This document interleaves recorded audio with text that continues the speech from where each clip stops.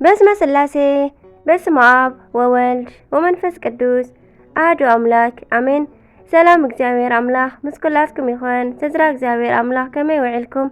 አነ እግዚአብሔር ይመስገን። ክብሪ ይስፋሕ መድኃኔዓለም ክርስቶስ ልዑል እግዚአብሔር አምላኽና ክሳብ ሰዓት እዚኣ ብጸጋን ብጥዕናን ስለ ዘጽናሕናን ዝዓቀበናን ክብርን ምስጋናን አምልኮን ውዳሴን ንዘላለም ንዑ ይኹኖ።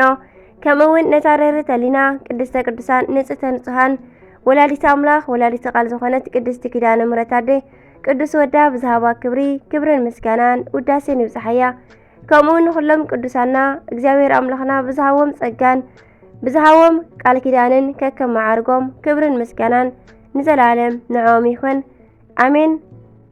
ሰነ 18 ናይ ዕለቱ ስንክሳር ድሰምዕ ዘንብብ ፍቅር ጎይታ ኣብ ልቡ ይዕንብብ ሓለዋን ጸሎትን ናይ ቅዱሳን ድማ ይረክብ። ዝክረ ጻድቅ ለዓለም የሉ ዝክረ ናይ ጻድቅ ንዓለም ይዝነብር። ካብ ኩሉ ክፉእ ዘበለ ክድሕኑ ንቅዱሳን ተማሕፀኑ አሜን። በስመ አብ ወወልድ ወመንፈስ ቅዱስ አሐዱ አምላክ አሜን። አባ ድምያኖስ ሊቀ ጳጳሳት 18 ሰነ በዛ መዓልቲ እዚኣ መበል 45 ናይ እስክንድርያ ሊቀ ጳጳሳት አባ ድምያኖስ አዕረፈ።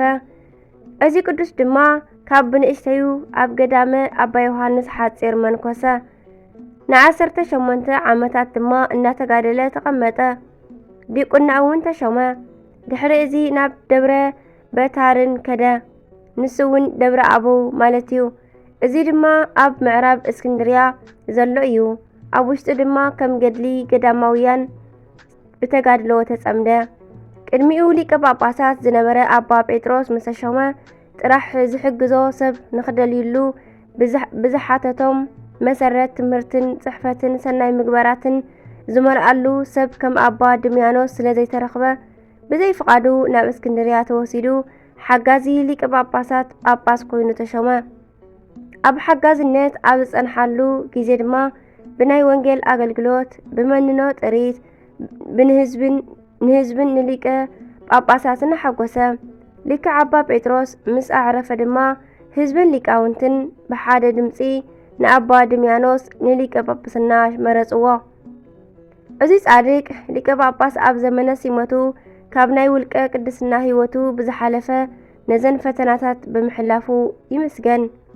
ሓደ ህዝቢ ካብ ሃይማኖቶም ከይወፁን ብምግባር ከይዝሕሉን ተግሂቡ ብምምሃሩ። ካልኣይ ብኣካል ንዘይበጽሖም ብጥማር ወይ ከዓ ብመላእኽቲ ምምሃሩ። ሳልሳይ ኣብ ዘመኑ ንዝተላዓሉ መናፍቃን ተኸራኺሩ ንዝተመልሰ ተቐቢሉ እምቢ ንዝበሉ ድማ እናወገዘ። ራብዓይ ካብ ናይ አንጾኪያ ሊቀ ጳጳሳት ዝመጽእ ናይ ምንፍቅና ጦማር ወይ ከዓ መልእኽቲ እውን ብግልጽ ተቃዊሙ ኣውጊዙ እዩ። ን43 ዓመታት ናይ እስክንድርያ ሊቀ ጳጳስ ኮይኑ ዘገልገለ አባ ድምያኖስ ድሕሪ ብዙሕ ትግሃት ብሰናይ ሽምግልና በዛ ለማዓንቲ ዕለት እዚኣ ብሰላም ዓረፈ አሜን። በረኸቱ ይሕደረና። ንእግዚአብሔር አምላኽና ምስጋና ይኹኖ። ንኣና እውን ብጸሎት እዚ ኣቦ ይምሓረና። በረኸቱ እውን ምስ ኩላትና ተሃሉ ንዘላለም ዓለም አሜን። አርኬ ድማ ከምዚ ይብል ሰላም ለሊቀ ጳጳሳት ድምያኖስ አቡነ ለተለእኮ ምስዋዕ ዘጽህቀ ወአሰንተነ ለእለ አመክነየ ሰብእ በፍስሓ ሙስ ዘኮነ ገሰጸሙ ወአብ ገጸሙ እይትመጠው ቁርባነ ቦኑሃ ሌሊት ሰትዮሙ ወይነ። ከምኡውን በዛ መዓልቲ እዚኣ ናይ ኤስድሮስ ሰማዕት መዘከርታኡ እዩ። በረኸቱ ድማ ትብጽሕና ንኹላትና ንዘላለም አሜን አሜን። ንእግዚአብሔር አምላኽና ምስጋና ይኹኖ። ንዓና እውን ብናይዞም ኩሎም ቅዱሳን ጸሎት ይምሓረና ንዘላለም ዓለም አሜን አሜን። ዕለት 18 ዝኽበሩ ናይ ቅዱሳን በዓላት አባ ድምያኖስ ጻድቅ ሊቀ ጳጳሳት፣ ቅዱስ ኤስድሮስ ሰማዕት።